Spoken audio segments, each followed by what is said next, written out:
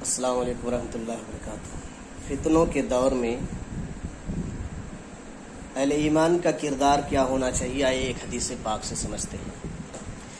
अन ज़ुबैर इब्न अदीन रदियल्लाहु अन्हु क़ाल अतैना अनस इब्न मालिक रदियल्लाहु अन्हु फशक्कौना इलैहि मा नल्क़ा मिनल हुज्जाज फ़क़ाल इस्बिरू फ़इन्नहु ला याती अलैकुम ज़मान इल्ला अल्लज़ी बअदहु शर्रु मिन्हु हत्ता तल्क़ौ रब्बकुम समिअतहु मिन नबिय्यिकुम रवाहुल बुख़ारी फ़ी किताबिल फ़ितन।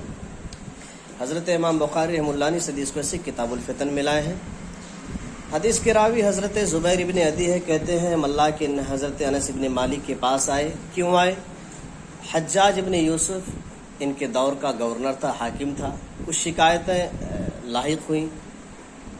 जालिम बादशाह जिसकी बहुत सी अच्छाइयाँ भी हैं, तहज्जुद गुजार भी है, नमाजी भी है, परहेजगार भी है, लेकिन एक बुराई ये है कि ये शख्स हज्जाज इब्न यूसुफ कुरान पर एराब लगाने वाला भी है। कुरान पे जो एराब लगा हुआ है हज्जाज इब्न यूसुफ ने लगाया। बहुत सी अच्छाइयाँ भी थी, लेकिन एक बुराई सारी अच्छाइयों पर हावी थी। सारे अच्छाइयों को मिलाकर खाक कर दिया। जुल्म की शक्ल में उसके पास एक बुराई थी, जिसकी शिकायत हज़रत अनस इब्न मालिक के पास लेकर आए। ज़ुबैर इब्न अदी कहा चलकर समझा दो। हज़रत अनस इब्न मालिक ने कहा है ज़ुबैर इब्न अदी इस्बिरू, तुम सब्र करो, फ़इन्नहु ला याती अलैकुम ज़मान इल्ला अल्लज़ी बअदहु शर्रुन मिन्हु हत्ता तल्क़ौ रब्बकुम। ऐ ज़ुबैर इब्न अदी सब्र करो, इसलिए कि वो ज़माना अभी तुम्हारे ऊपर नहीं आया है, जो ज़माना तुम्हारे बाद आने वाला है। ऐ ज़ुबैर इब्न अदी, जिस ज़माने में तुम हो ये ज़माना उस ज़माने से बेहतर है जो तुम्हारे बाद का ज़माना है। इससे भी बदतर ज़माना आएगा तुम्हारे बाद। इस्बिरू, सब्र करो। और ये बात मैं अपनी तरफ से नहीं कहता। ऐ ज़ुबैर इब्न अदी, मैंने इस बात को अपने नबी जनाब मुहम्मदुर रसूलुल्लाह सल्लल्लाहु अलैहि वसल्लम से सुनी है।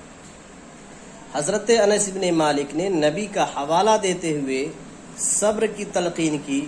लिहाजा इस हदीस पाक से ये पता चलता है कि फितनों के दौर में एक मोमिन का किरदार ये होना चाहिए कि आए हुए मुसीबतों पर, आए हुए फितनों पर, जो फितना हमारे सामने हाजिर हो गया, जाहिर हो गया, उन फितनों को देखते हुए सब्र करना चाहिए।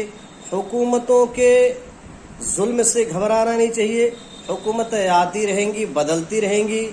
हम अपने आमाल का जायज़ा लेते हुए, सब्र करते हुए आगे बढ़ने की कोशिश करें।